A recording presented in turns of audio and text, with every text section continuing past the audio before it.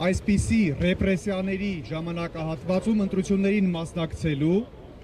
եւ Նիկոլ Փաշինյանին մերժելու համար, ինչի համար այսօր հավաքվել ենք Սահմանադրական դատարանի առջև։ Բայց խնդրում եմ հիշել մի բան. Նիկոլ Փաշինյանը չի ստացել բացարձակ առավելություն ընտրություններում, 50+1% չի հավաքել։ Ինչ է սա նշանակում, որ նա չի կարող խոսել, գործել ձեր անունից, մեր անունից։ Ես ձեզ չեմ ծանրաբեռնի ընտրակեղծարարությունների մասին խոսելով, դրանց պատմությունները պատմելով, որովհետև բոլորը քաջատեղյակ եք ամեն ինչից։ Մեր հայացքը այսօր ուղղված է Սահմանադրական դատարանին,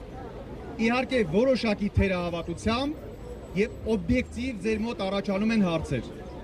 Կենտրոնական դրական հանձնաժողով որոշումից հետո, բայց կա մի շատ կարևոր տարբերություն։ Մենք շատ լավ գիտենք ինչպես է ձևավորվել Սահմանադրական դատարանը։ Մենք շատ լավ գիտենք ով է նրանց նշանակել, Սահմանադրական դատարանի անդամներին ով է նշանակել, ինչ կարգով, նրանց ինչպես են ընտրել եւ այլն։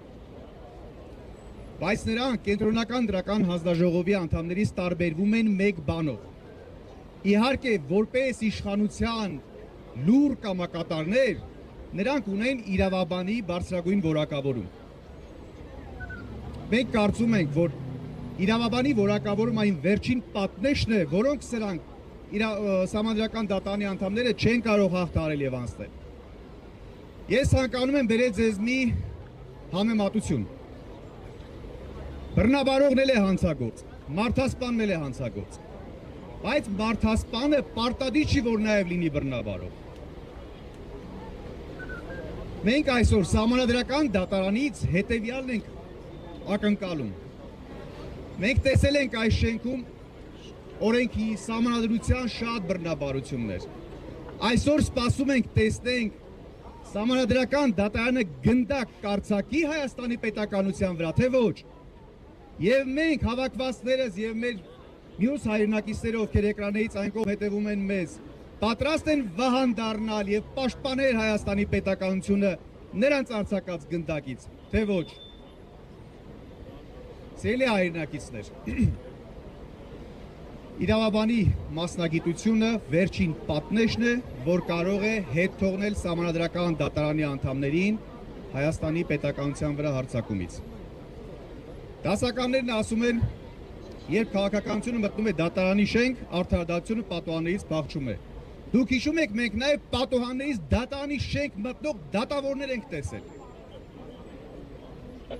Հետևաբար, սիրելի հայրենակիցներ, մեզ պետք է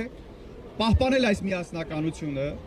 Սահմանադրական դատարանից բոլոր ակնկալիքներով հանդերձ, եթե կայացի նույնիսկ ամենավատթարագույն որոշումը, մենք մեր ընթացքը չենք կասեցնելու։ Մենք միասնական ենք լինելու մինչև վերջ, մինչև հաղթական ավարտ, որովհետև Հայաստանում փոփոխություն կարող եք բերել միայն դուք, Հայաստանը կարող եք փրկել միայն դուք, ձեր անկոտրում կամքը, ձեր պայքարի ոգին։ Շնորհակալություն։